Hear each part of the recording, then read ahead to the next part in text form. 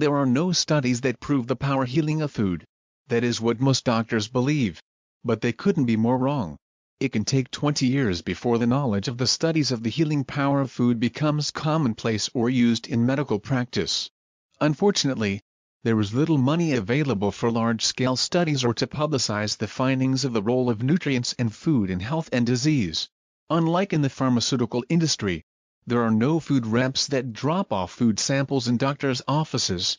Advertising medications directly to patients used to be illegal. They still are in Canada and the European Union. Since direct-to-consumer advertising has been allowed in the United States, we have seen dramatic increases in the use of those drugs.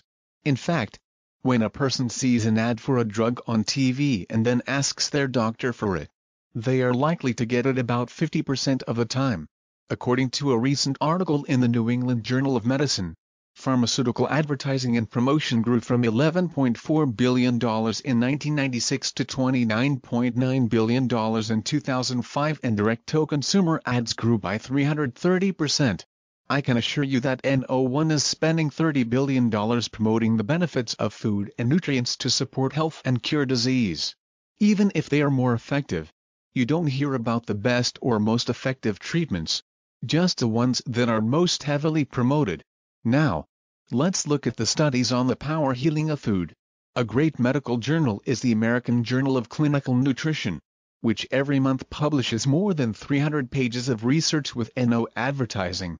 This is very unlike other medical journals such as the Journal of the American Medical Association or the New England Journal of Medicine, which have pages and pages of color glossy drug ads.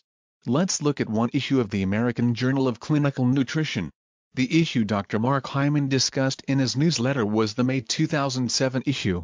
This was because the most important study in that journal was on nutrigenomics, the foundational concept of his book Ultrametabolism. The basic idea is that food is information, not just calories.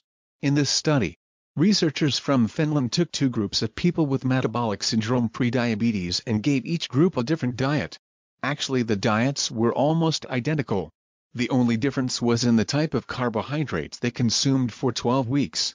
The first group had wheat, oats, and potatoes as the source of their carbs. The second group ate rye as their source of carbohydrate. After the 12 weeks, the researchers took a fat sample, or biopsy, and analyzed it to find out which genes were turned on or off. In the wheat, oat, and potato group, 62 genes were activated that increased inflammation, oxidative stress, and the stress response, worsened blood sugar balance, and generally amplified all of the forces in the body that lead to obesity, heart disease, cancer, diabetes, and Alzheimer's disease. It was a 100% effect and no good genes were turned on.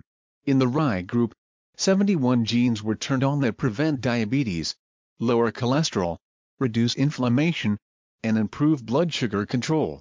This was a 100% good gene effect.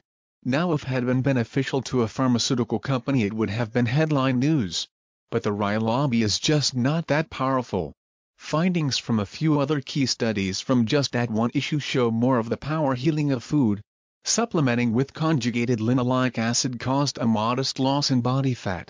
It also may prevent cancer, heart disease, and inflammation. Long-term fish consumption protects against arrhythmia or irregular heartbeats. Eating a diet high in monounsaturated fats from olive oil can help reduce blood pressure, while a high refined carbohydrate diet can increase blood pressure.